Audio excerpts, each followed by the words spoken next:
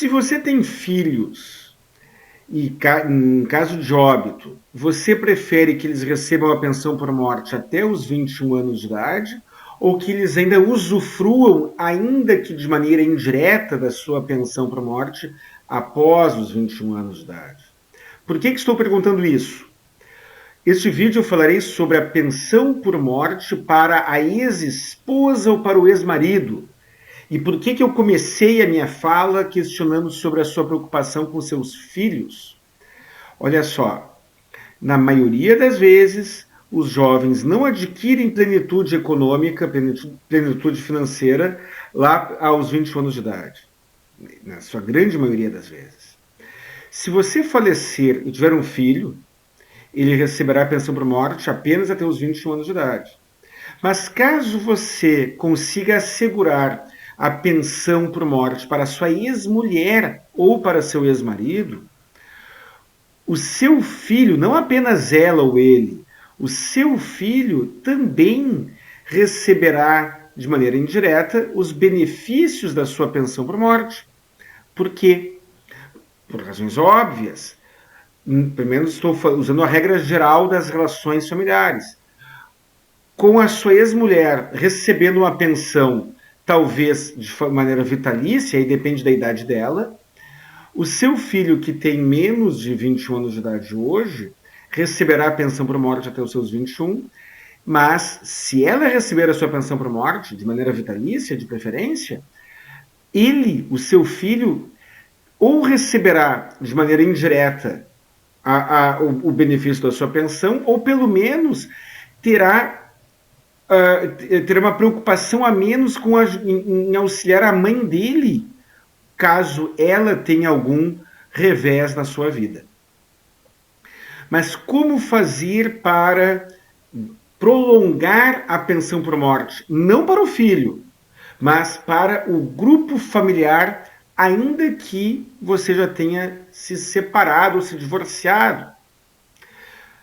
Antes de mais nada, meu nome é Guilherme Colim, do canal Saiba Direito, sócio do escritório Colim Ramos e Jesus Advogados. Por favor, curta, comente, compartilhe. Por favor, não pule as propagandas e vamos lá. Olha só, pessoal. Vamos ler aqui o disposto no artigo 76, parágrafo 2º da Lei 8.213. A concessão da pensão por morte não será protelada pela falta de habilitação do outro possível dependente. E qualquer inscrição ou habilitação posterior que importe em exclusão ou inclusão do dependente só produzirá efeito a contar da data da inscrição. Ótimo, beleza. Parágrafo 2º, que é o que nos interessa. O cônjuge divorciado ou separado judicialmente ou de fato que recebia pensão de alimentos concorrerá em igualdade de condições com os dependentes referidos no inciso 1 do artigo 16 desta lei. Então, olha só, a pensão alimentícia para o cônjuge, ela se transforma em um requisito formal para o ex-cônjuge, para que ele tenha esse direito e, portanto, para que ele produza esta reversão financeira em favor de todo o grupo familiar. Vamos ver aqui o que diz o artigo 16, mencionado lá agora há pouco. São beneficiários do regime geral da Previdência Social na condição de dependentes do segurado. Inciso 1. O cônjuge, a companheira, o companheiro e o filho não emancipado, de qualquer condição menor de 21 anos de idade ou inválido, ou que tenha deficiência intelectual ou mental grave. Então, o artigo 76, parágrafo 2º, incluiu no rol de protegidos pelo artigo 16, parágrafo 1º da Lei 8.213, a figura do ex-cônjuge, desde que haja pensão alimentícia. Outra informação que não é o tema deste vídeo, deixarei no card ao final. Estou fazendo um pequeno parêntese. A pensão alimentícia que você paga, ela é reduzida da sua base de cálculo para fins de imposto de renda. E a pensão alimentícia que a sua ex-mulher ou seu ex-marido receber não será tributado por ele. Então vamos imaginar, você recebe 60 mil reais por ano. Você já está fora da faixa de isenção do imposto de renda. E aí você paga uma pensão para sua ex-mulher, que pode ser baixa. A pensão para sua ex-mulher pode ser baixa. Mas para o seu filho, você vai para mais quem? Tudo aquilo que você pagar de pensão, você não pagará imposto de renda sobre aquele valor. Mas quem receber a pensão também não pagará, será isento daquela renda. Tem um vídeo melhor explicando esse assunto, recomendo que assista. Vamos voltar para a pensão por morte para a ex-mulher ou para o ex-marido. O texto legal, eu acabei de ler, ele não poderia ser mais claro. Mas vamos ver qual é a posição do Poder Judiciário sobre o assunto.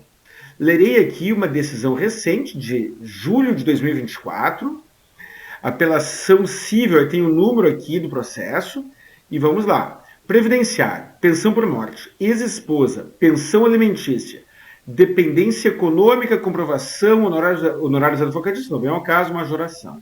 A concessão de pensão por morte depende do preenchimento dos seguintes requisitos: ocorrência do evento morte, por óbvio, condição de dependente de quem objetiva a pensão, demonstração da qualidade de segurado do falecido, o benefício independe de carência e é regido pela legislação vigente à época do falecimento. A parte que nos interessa, item 2. O artigo 76, segundo da Lei de 1913, dispõe que o cônjuge divorciado ou separado judicialmente ou de fato que receber pensão de alimentos concorrerá em igualdade de condições com os dependentes referidos no inciso 1, artigo 16 desta lei. Logo, a dependência econômica é presumida. Pessoal, a dependência econômica de quem recebe pensão alimentícia, nesses casos, é presumida. O que significa isso? Significa que a sua ex-mulher ou seu ex-marido podem ter uma renda alta. Se receberem uma pensão alimentícia, ainda que seja uma pensão alimentícia baixa, ele ou ela receberá a pensão por morte dentro das regras da pensão por morte, que pode ser, dependendo da idade, vitalícia. Pensão esta que se reverterá por óbvio não, mas na maioria das vezes, em prol de todo o grupo familiar. E aí cabe a você avaliar qual é a relação que você tem com a sua ex-mulher ou com o seu ex-marido, ou com, caso você esteja se separando, pensar nisso e avaliar este tema. Se nós estivéssemos discutindo uma questão de direito de família, eu teria uma série de outras considerações a fazer. Eu não concordo com a indústria da pensão alimentícia. Não concordo. Ela ofende a harmonia das famílias. Mas estou falando de planejamento previdenciário pós-morte. Estou falando de um planejamento em que eu, segurado do INSS, pondero, levo em consideração para proteger não a minha ex-mulher, mas os filhos que eu tive com ela. Estou pensando aqui numa forma de você proteger toda a família. E aí, quando eu falo isso, né, é bom que fique claro, uma pensão alimentícia de valor baixo é suficiente para isso. Pessoal, espero ter ajudado, um grande abraço e até o próximo vídeo.